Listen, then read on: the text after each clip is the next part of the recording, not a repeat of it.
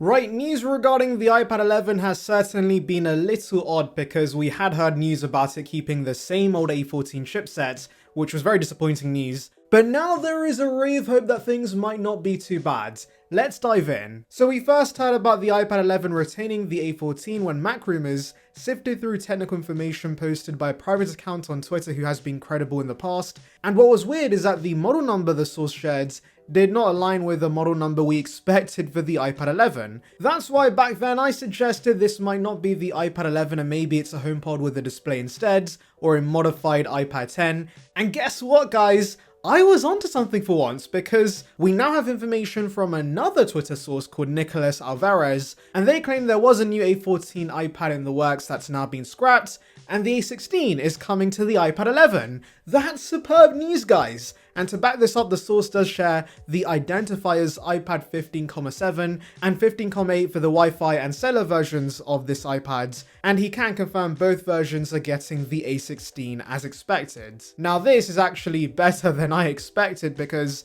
I was under the assumption Apple would use the A15 because they usually give us a one generation newer chipset with each new iPad model, and the A15 is still in circulation with it being used in the iPhone 14, the 13, the SE, the iPad mini and the Apple TV. So Tim being the logistics mastermind, it would be simpler and cheaper for Apple's supply chain to allocate this widely produced chipset to the base iPad as well.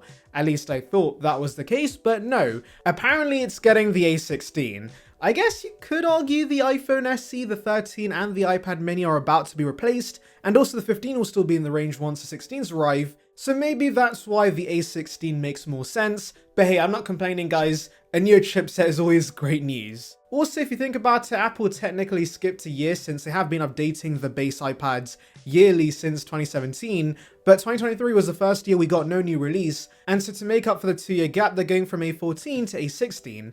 Yeah, that actually makes a lot of sense, so yes, I believe this news. Now, of course, with the A16, another big upgrade we should expect is a boost in RAM. The A16 never came with 4 gigs of RAM, and so we can for sure expect the iPad 11 to finally get 6 gigs of RAM, and that should make multitasking smoother, which of course is always fantastic news.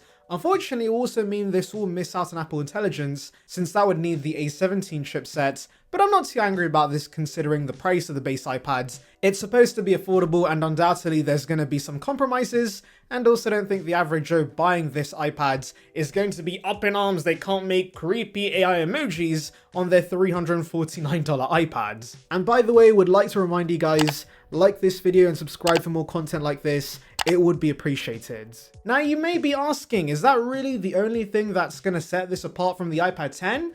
Well, yes, mostly, but based on what we've seen with recent iPad models, there might be a few other smaller changes. The first thing will be connectivity improvements. I can definitely see them making a massive fuss about Wi-Fi 6E support, even though most people don't have Wi-Fi 6E routers, to take advantage of the better speeds, but expect that alongside Bluetooth 5.3 support. The next thing I'm sort of curious about is Apple Pencil Pro support. You see, when the iPad 10 originally released, Apple kind of led us to believe the iPad 10 could not support the 2nd gen Pencil because it needed a charging strip where the landscape camera was, and both could not coexist, and so we had to settle for the 1st gen Pencil and its horrific charging methods. That dongle still gives me nightmares.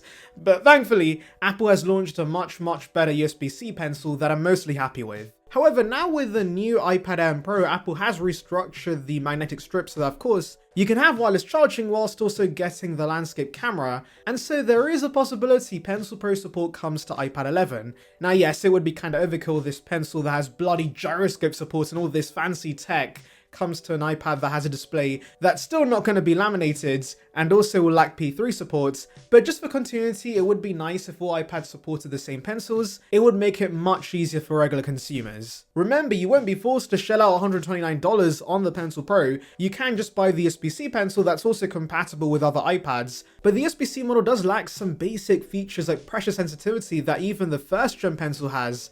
And so for those who want more features, it would be nice to offer something that's a little more feature packed and not just the Amazon Basics edition that's of course the USB-C pencil. You can argue it doesn't make sense for a non-Pro iPad to get a Pro pencil, but remember the iPad Air already supports this Pencil Pro and I'm sure the Mini is also going to support it, so Apple doesn't give a damn about their naming scheme making any sense. The iPad Air is thicker than the iPad Pro, so just give the Pencil Pro to the non-Pro iPads. It's time to scrap the archaic first gen pencil and also the second gen pencil, stop selling them all together and make the USB-C pencil and the Pro pencils the only pencils the iPad supports. How many times have I said the word pencil? Anyways, we don't need a bloody compare page for iPad pencils. Simplify the range. Finally, I can also see them updating the colors. At the end of the day, I think that's what most consumers care about anyways. Here's hoping we see a new snazzy green or orange to get the Apple sheep excited about a design that originated from 2018. And that includes me, by the way. I'm definitely going to get hyped about an orange iPad. Now, I don't think pricing is going to change. It should stay at $349. And don't expect a storage upgrade. I don't think Apple's going to be that generous. And 64 gigs is fine for this price. I do, however, expect the Magic Keyboard Folio to get price cut because it makes absolutely zero sense. It's only $100 cheaper than the actual iPad now, so maybe it's revised to $149 or $199, and hopefully there's a black version as well. Now, release-wise, we already got many reports suggesting the iPad 11 won't release till the second half of this year, and since we just entered the second half of this year, I'm assuming we're going to see this alongside the iPhone 16 series in September. You may be wondering though at this point, how the heck do these sources actually know this? Are they just making random predictions in the hopes of being right? Well, no, the source in question has actually been pretty spot on with their rumors in the past, because they do have legit sources in the supply chain. Apparently Apple's working with China's BYD, who assembles iPads, to move new product introduction resources to Vietnam. Now you may be wondering, what does new product introduction resources mean? Well, I don't know, but thankfully I can use the powers of Google and read this off a teleprompter. So MPI refers to Apple working with suppliers on the design and development of new products to ensure they can be made properly in a new manufacturing plant. Wow, you learn something new every day. Now this will be the first time they do this process outside of China apparently, especially with a core product, but it makes sense as starting with the base iPad because the design's not going to be changing much from the iPad 10. It'll just be recycling the same old 2018 iPad Pro design, but of course with some new colors. Yay!